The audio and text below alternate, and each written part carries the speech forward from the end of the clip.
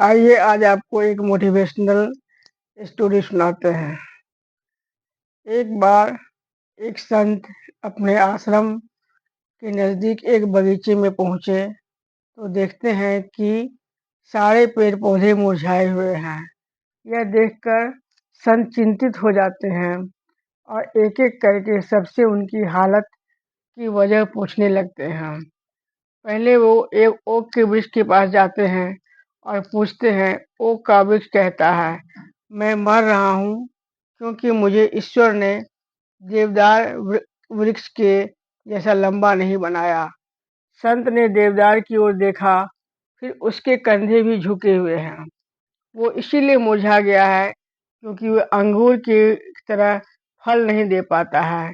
यही बात उसे खाई जा रही थी और अंगूर की बेल इसीलिए मरी जा रही थी क्योंकि वह गुलाब के फूल की तरह सुगंधित फूल नहीं दे पा रही थी। यह संत देखकर फिर आगे बढ़ते हैं तो उन्हें ऐसा पेड़ नजर आया उन्हें ऐसा एक पेड़ नजर आया जो भरपूर खिला, संतुष्ट और ताजगी से भरपूर था। संत ने उससे पूछते हैं, बड़ी कमाल की बात है, इस बगीचे के सारे पेड़ तो मुरझाए हुए हैं, तू ही एकमात्र संतुष्ट, खिला हुआ, शांत चित्त दिख रहा है।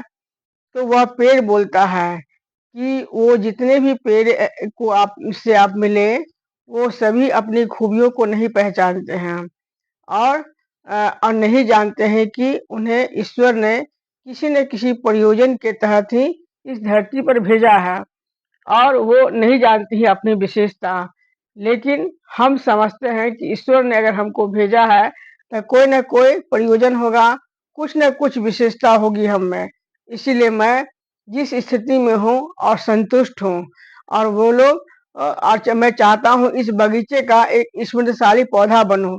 इसीलिए मैं अपना खुश रहता हूँ जिस स्थिति में।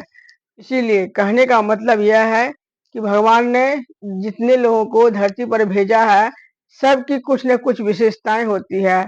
जब हम अपनी विशेषताओं को लेकर आगे बढ़ते हैं, जीवन को प्रगतिशील और उज्जवल बनाते हैं और जो नहीं समझते हैं वही रूठे रहते हैं, अपने भाग को कोसते हैं और जलते रहते हैं। इसीलिए अपनी विशेषताओं को समझें और आगे बढ़ें और जीवन में सफल हो जाएं और प्रसन्नचित्त रहें। हर हर महादेव।